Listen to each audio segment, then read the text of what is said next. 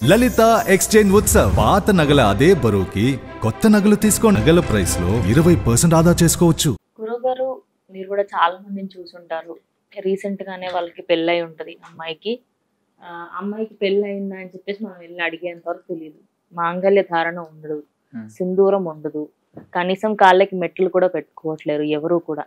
అంటే జనరేషన్ మారుతున్న దానికి మనం ఆనందపడాలో లేకపోతే పాటించవలసిన నియమాలని కూడా పాటించకుండా ఉంటున్నారని బాధపడాలో అర్థం అవ్వట్లేదు. ఒకప్పటి స్త్రీలు నల్లపూసలు, దాని మీద తాళిబొట్టు అన్నీ వేసుకొని పడుకునేవారు. రాత్రిపూట దురద అవుతుందని చెప్పి తీసి పక్కకు పెట్టడము, స్నానం చేస్తే పక్కకు పెట్టడము, అంటే ఎటన్నా జీన్స్ వేసుకున్నప్పుడు తీసేయడము, వెస్ట్రన్ డ్రెస్లు ఇలా చాలా అంటే తప్పు చేస్తున్నారని తెలిసి చేస్తున్నారు. అంటే చేయవలసింది ఏంటి, వీళ్ళు చేస్తుంది ఏంటి గురుషి సార్? తప్పకుండా తెలియజేస్తామ్మా. ప్రతి ఒక్క స్త్రీ తెలుసుకోవాల్సిన విషయం. మనకు ఉదాహరణకమ్మా, ఏ ఆలయాల్లో మనం గమనించినా లలితా సహస్రనామ పారాయణం చేసే వాళ్ళని గమనించండి. పండు ముత్తైదువులుగా ఉంటారు. లలితా సహస్రనామాన్ని చక్కగా చదవగలిగిన సామర్థ్యంలో ఉంటారు. అంటే వృద్ధాప్య దశలో కూడా చక్కగా పఠించగలుగుతూ ఉంటారు. వాళ్ళని చూసినప్పుడు వాళ్ళల్లో మనకు ఒక 5వ తనానికి సంబంధించి వాళ్ళని చూడగానే నమస్కారం చేయాలనే భావన కలుగుతుంది. మనకు సనాతన హైందవ ధర్మంలో తెలుసుకోవాల్సిన విషయం ఏంటంటే పంచమాంగళ్యాలు అంటారు. ఏ స్త్రీ అయితే ఈ యొక్క పంచమాంగళ్యాలను విడనాడకుండా ఉంటుందో వారి యొక్క 5వ తనానికి ఏ ద్రోహం అంటే ఏ లోపం ఉండదు అనేది శాస్త్రం తెలియజేస్తుంది. అంటే 5వ తనం అని అంటే ఎందుకు అన్నారు అంటే దీర్ఘ సుమంగళి యోగం పొందిన వాళ్ళని మాత్రమే వారి యొక్క 5వ తనం సంపూర్ణంగా ఉంది అని భావిస్తారు. అటువంటి వారికి వృద్ధాప్య దశలో ముత్తైదుగా ఉన్న వాళ్ళకి వారి యొక్క ఆశీర్వచనం గనక తీసుకున్నట్లయితే మన జీవితంలో కూడా సంపూర్ణమైన వైవాహిక జీవితంతో పాటు దీర్ఘ సుమంగళి యోగం ఉంటుంది అని ప్రతి స్త్రీ నమ్ముతారు. ఇది ఎంతవరకు నమ్మడానికి ఎంత ప్రాధాన్యత వహిస్తారో ఆచరించే విధానంలో కూడా వాటిని ఖచ్చితంగా అనుసరించాలి. ప్రధానంగా మనం పంచమాంగళ్యాలు అంటే ఏందో తెలుసుకుందాం. పంచమాంగళ్యాలు అంటే మొట్టమొదటిగా వివాహమైన స్త్రీ నుదుటిన ధరించే బొట్టు తన 5వ తనానికి సంకేతం అన్నమాట. ఏనాడు కూడా బొట్టు లేకుండా తన భర్తకి ఆ స్త్రీ ఎదురవ్వకూడదు. అలా గనక ఉన్నట్లయితే తనకు ఏదో ఒక కారణం చేత భర్తకి కానీ కుటుంబంలో ఏదో ఒక కారణం చేత వైధవ్య యోగం పొందడానికి కారణమవుతుంది. మనం ఎందుకంటే ఏ స్త్రీనైనా ఎప్పుడు చూస్తాము అంటే బొట్టు లేకుండా ఏ స్త్రీ ఉంటుంది?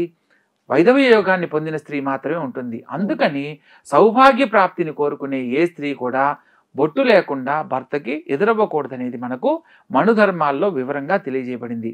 అదేవిధంగా మెడలో ధరించే తాలిబొట్టు.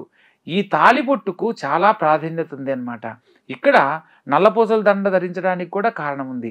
నల్లపూసల దండలు అంటే ఏ చెడు ప్రభావం వల్ల ఏ చెడు దృష్టి వల్ల వారి యొక్క మాంగళ్యానికి దోషం కలగకూడదనే సత్సంకల్పంతో తాలిబొట్టుతో పాటు నల్లపూసల దండను ధరించడానికి ప్రధానమైన కారణము.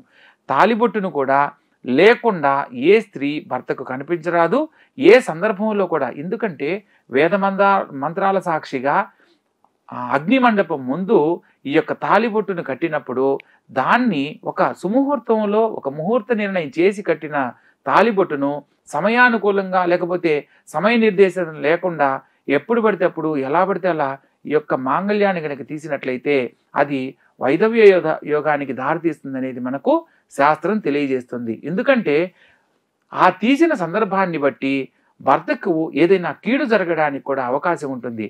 మనకు ఫ్యాషన్లు ఎంత ముఖ్యమో ప్రస్తుత కాలంలో సాంప్రదాయాలను అనుసరించే విధంగా ఉన్న వాటిని మాత్రమే మనం పాటించాలి. కానీ సాంప్రదాయాన్ని తప్పుదోవ పట్టించే విధంగానో పక్కదోవ పట్టించే విధంగా ఉన్న వాటిని వీలైనంత వరకు మనం వదిలివేయాలనేది మనం తెలుసుకోవాలి.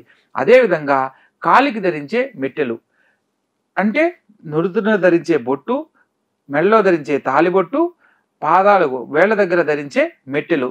ఈ మెట్టెలకు ఒక ప్రాధాన్యత ఉంది. వివాహమైన స్త్రీనే ఎందుకు ధరించమని చెప్తున్నారు? ఆ యొక్క బొటనవేలు పక్కన ఉన్న వేళ్లకు సంతానానికి సంబంధించిన నాడులను ప్రేరేపించే శక్తి ఉంటుంది. అక్కడ ఎప్పుడైతే ఒత్తిడి కలుగుతూ ఉంటుందో వారి యొక్క సంతాన జీవితానికి సంబంధించి సకాలంలో సత్సంతానం కలగడము, సంతాన దోషాలు లేకుండా మంచి సంతానానికి జీవితాన్ని ఇవ్వడానికి అవకాశం కల్పించబడుతుంది. అందుకని మెట్టులను తీసేసిన స్త్రీ వారికి ఎక్కువగా సంతానానికి సంబంధించిన సమస్యలు, ఋతు సంబంధమైన సమస్యలతో ఇబ్బంది పడే వాళ్ళని మనం ఎక్కువగా గమనించవచ్చు. అదేవిధంగా చేతికి ధరించే గాజులు, ఈ యొక్క చేతికి ధరించే గాజులు కూడా మట్టి గాజులు, మీరు బంగారు గాజులు ఎన్నున్నా కూడా రెండైనా సరే మట్టి గాజులు ఉండాలనేది మనకు శాస్త్రం తెలియజేస్తుంది. ఈ మట్టి గాజుల వల్ల ఇక్కడ కూడా మనకు శరీరంలో స్త్రీకి సంబంధించి శరీరంలో సంతానాన్ని ప్రేరేపించే నాడులు ఇక్కడ ఎక్కువ యాక్యుప్రెషర్ పద్ధతిలో నాడులకు స్పర్శ తగిలిన ప్రతిసారి కూడా అవి యాక్టివేట్ అవుతూ ఉంటాయి. అందువల్ల స్త్రీలకు ఋతు సంబంధమైన సమస్యలు అనేవి రావు.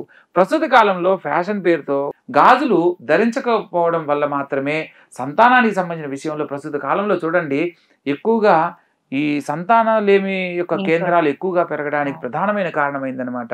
మనము పూర్వకాలంలో చూడండి అమ్మా, సంతానం విషయంలో 7 మంది 8 మంది 14 మంది, డాక్టర్ బిఆర్ అంబేద్కర్ గారు 14వ సంతానం అంట. అంటే ఒకప్పుడు కాలంలో సంతానానికి సంబంధించి కానీ కుటుంబంలో ఏ సమస్యలు లేవు. వాళ్ళు పూర్తిగా వైరాగ్య జీవితంలో కూడా దీర్ఘ సుమంగళి యోగంతో ఉన్న స్త్రీలనే మనం ఎక్కువగా చూచిన వాళ్ళగా మనం చెప్పుకోవచ్చు. అయితే ఈ యొక్క గాజులు వేసుకోకపోవడం వల్ల మాత్రమే సంతాన సమస్యలు రావడానికి కారణమవుతుంది. కాబట్టి ఈ యొక్క గాజులు ధరించకుండా ఉండకూడదు అనేది మనకు ఈ పంచమాంగళ్యాల్లో తెలియజేయబడింది. అదేవిధంగా సిగలో ధరించే పువ్వులు అన్నమాట. ఏ స్త్రీ అయినా సరే సౌభాగ్యవతిగా ఎన్ని అలంకరించినా కూడా ఈ యొక్క పూలను ఏర్పాటు చేసుకున్నప్పుడు మాత్రమే 5వ తనానికి సంకేతంగా తెలియజేయబడింది. ఎందుకంటే వైధవ్య యోగంలో పూలు ధరించకూడదనేది తెలియజేశారు. కాబట్టి ప్రత్యేకంగా ఈ 5ంటిని వివాహమైన స్త్రీ లేకుండా భర్తకు ఎదురు రాకూడదు అనేది మనకు మనుధర్మాల్లో మనువు వివరంగా తెలియజేయబడింది. కాబట్టి అటువంటి పంచమాంగళ్యాలకు సంబంధించిన విషయంలో ఏ స్త్రీ అయితే సకల సౌభాగ్యాలు కోరుకుంటుందో, సకల అష్టైశ్వర్యాలు కోరుకుంటుందో ఆ యొక్క స్త్రీ ఈ పంచమాంగళ్యాల విషయంలో ఎటువంటి దోషం లేకుండా ఖచ్చితంగా అనుసరించాలి అనేది మనం తెలుసుకోవాల్సిన విషయం. అలా ఆచరించిన ప్రతి స్త్రీ కూడా కుటుంబంలో సమస్యలు లేని జీవితాన్ని పొందడానికి ప్రధానమైన కారణం అవుతుంది.